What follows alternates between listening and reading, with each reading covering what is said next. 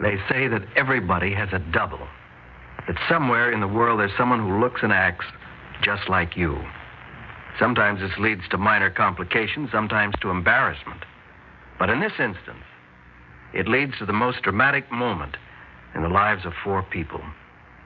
Listen to the story of the Prodigal Son on Theater 5.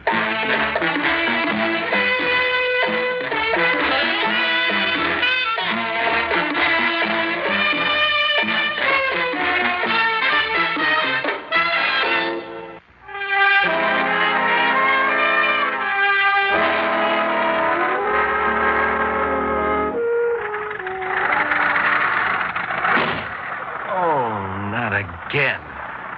Getting stuck 10 miles out of nowhere. Oh, there's a gas station. Now, if this heap will only make it... Atta baby. Keep going.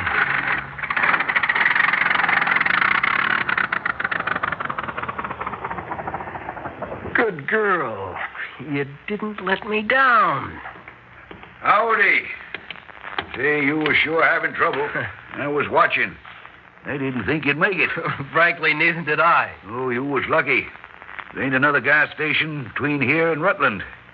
You'd have got stuck in the mountains, then you'd have really been in trouble. Yeah, I'm lucky. Can you get this heat back in operation? Well, come on out, stretch your legs. I'll open the hood and look. Well, might as well. Say, I couldn't see you inside the car. You're Kenny. Kenny Brunner. Why, it must be 4 or 5 years since you've been home. I'm who? The name is Jack Robbins, and I've never been in this part of the country before. Oh, don't try kidding an old man, Kenny. I've knowed you since you was a baby. Say, your pal sure welcome the sight of you. Look, mister, it's late. I'm tired. I don't know what you're talking about, but it's a sure thing you're getting me confused with somebody else. Would you mind fixing my car? I want to get along. Kenny Brunner. You know for a fact... You changed a little, but not much. Knock off the games and look to the car, please. Well. Say, this ain't the car you had when you left home, Kenny. Whatever happened to that car? Oh, my, this car's pretty much shot, I can tell you. Look, mister, don't put me on with that Kenny routine. All I want to know from you is whether you can fix my car enough so it'll run. Oh, you always was a kidder, Kenny. Sure, I can fix your car, but not tonight. I have to get parts from the dealer. That's in Rutland. Tomorrow morning. You'll have to put up somewhere, so why don't you just go on home? Shame for a young fella to stay away from home when his ma's so sick. Look, mister, I know somebody else who's sick. If there was another station, I'd take my car there, but I'm stuck with you. Okay, get my car fixed. Where can I put up around here? A hotel, I mean. You plan to stay overnight in a hotel? Well, there's only one hotel in town on Main right off Maple. You can't miss it straight down this street. Okay, thanks. Have your car for you in the morning. Say about noon. Thanks. What the nuts they breed in this town.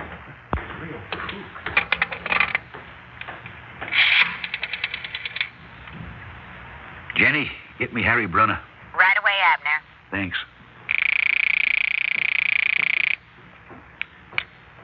Hello? Harry, Abner Davis. How are you, Harry? Oh, I'm all right.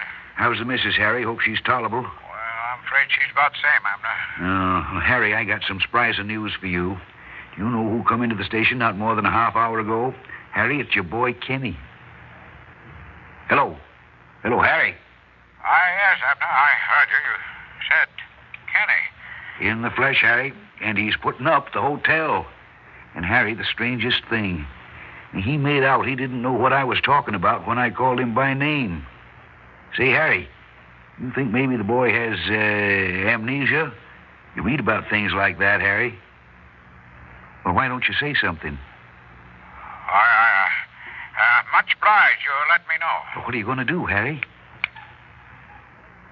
Hello. Hello. Hello. Jenny, I lost my connection. No, you didn't, Abner. He hung up. He hung up? Well, what do you know?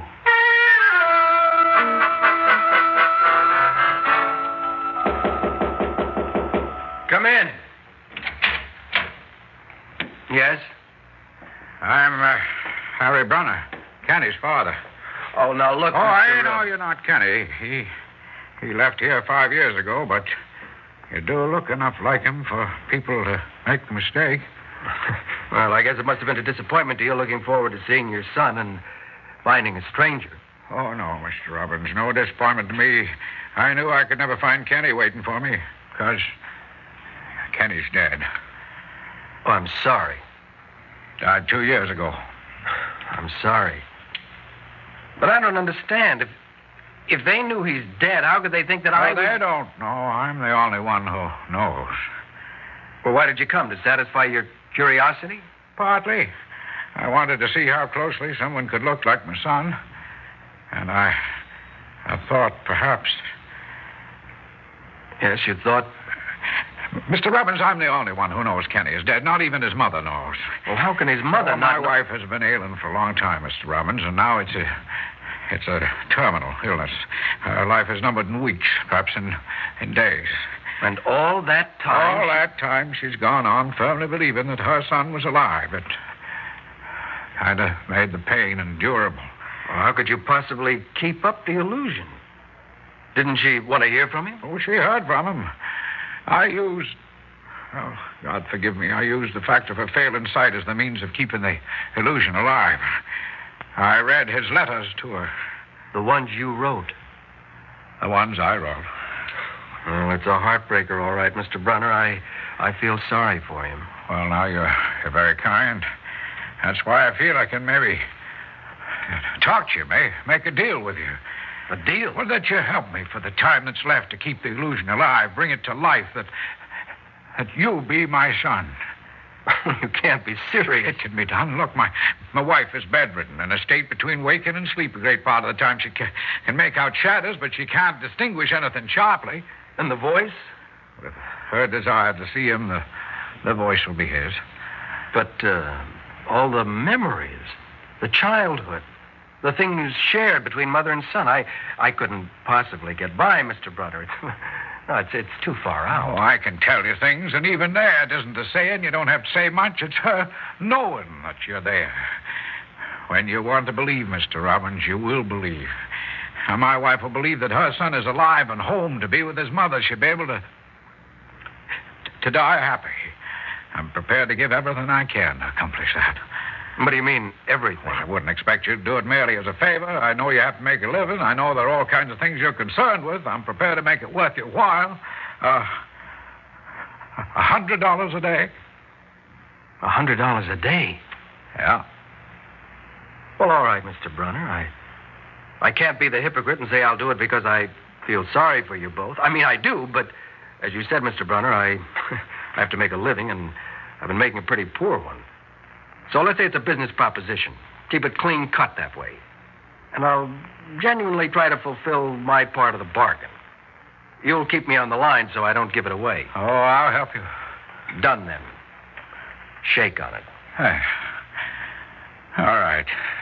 Kenny, let's go home. Your ma is waiting for you.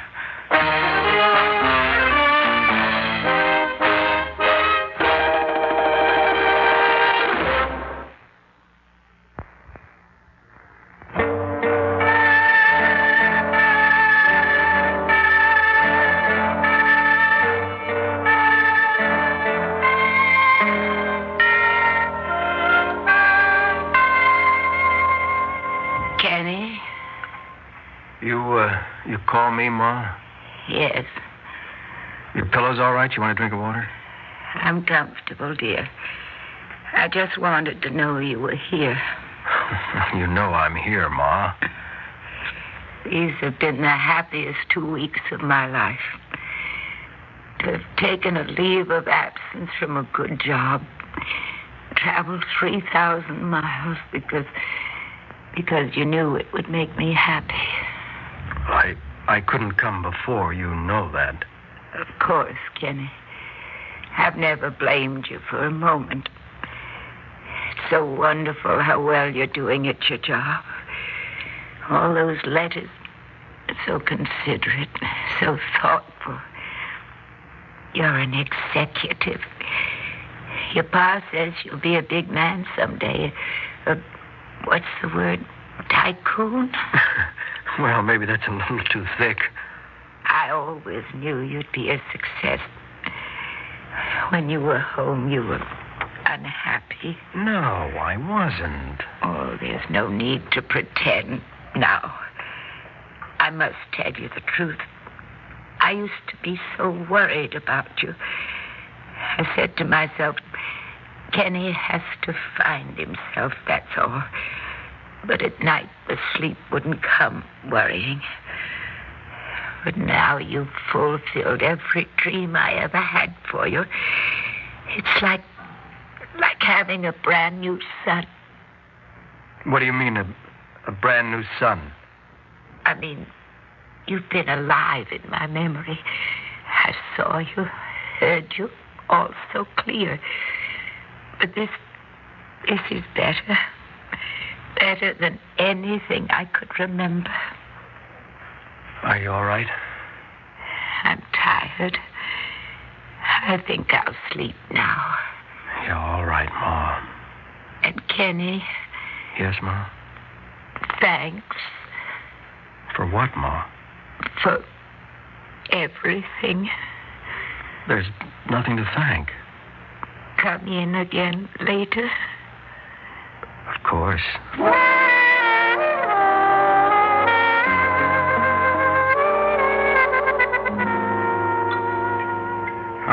What's the matter, Kenny? Kenny. That's the matter, Mr. Brunner. I can't take it anymore. But why? I don't understand. What don't you understand? That for the first time in my life, I've been treated like a son.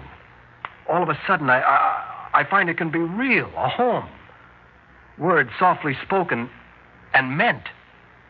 And in the middle of all these real things, here am I, a fake.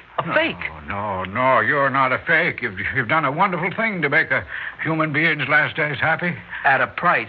Don't forget that. Oh, Kenny. Jack, I made the offer of my own free will. What was wrong with you being able to use money? I've lived here in your house for the past few weeks, and my eyes are open. You're not rolling in wealth either.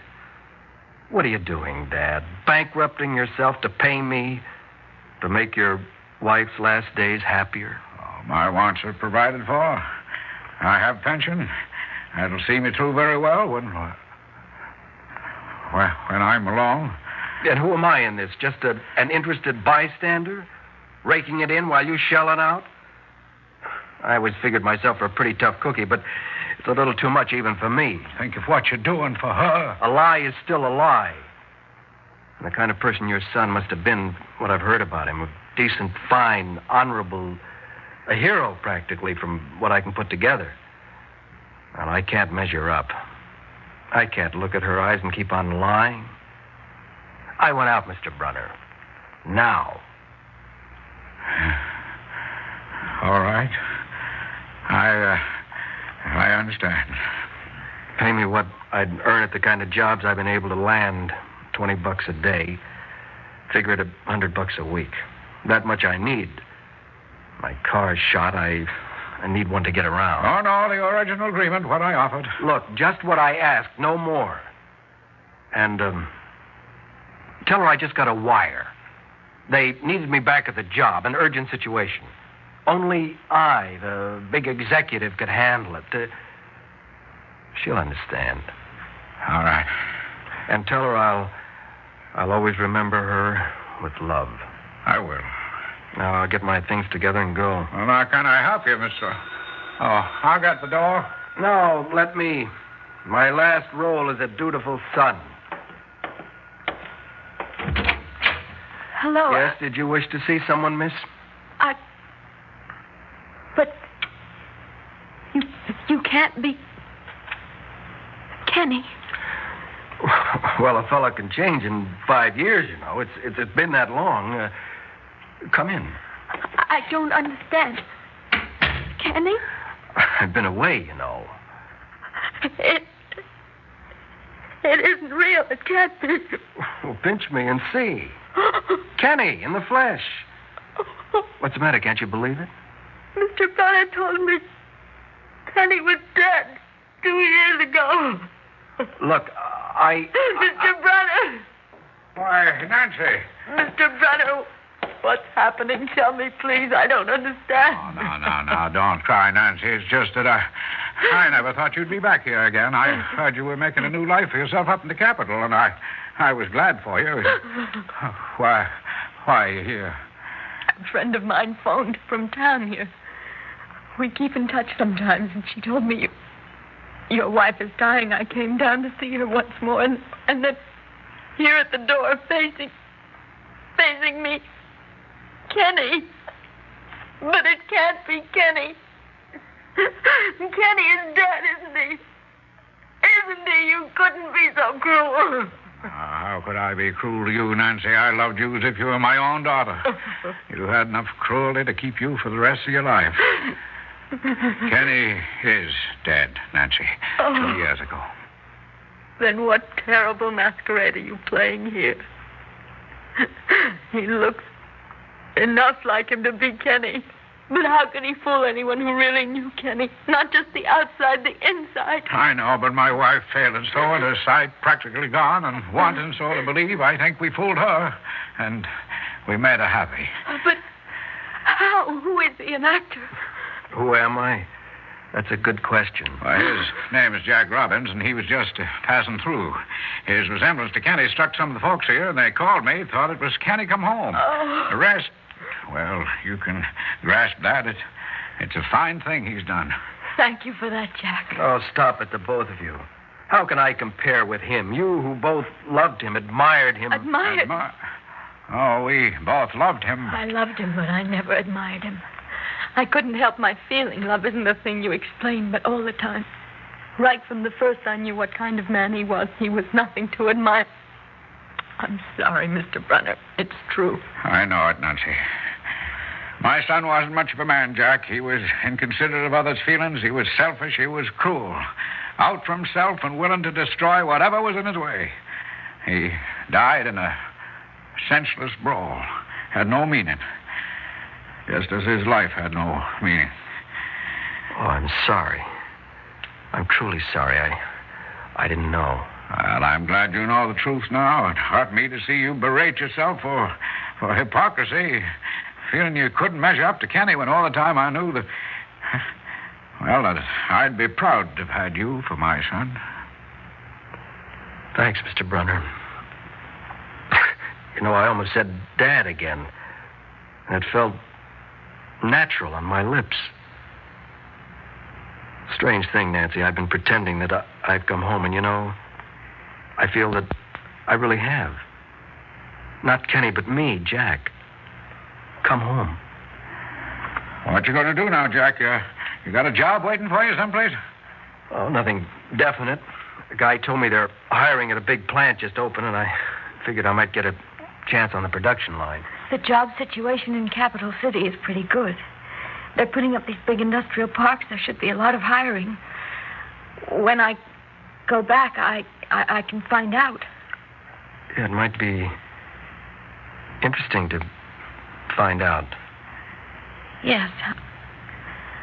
I think they'll be needing me. Only not yet. Right now, I'm still needed here. Don't bother about my bags, Dad. I'll still be sleeping in my room tonight. Oh, you go and stay. Well, Jack, later on, when you do go, will you let me hear from you? You know, when I'm alone, I'd like to feel I have a friend. And I'd like to feel you can call this kind of second home. Of course. I think I've found a friend, too. Nancy. Yes. Nancy, I'm sure Mrs. Brunner would like to see you and me. Would you... Of course. Come in with me and say hello to Mother?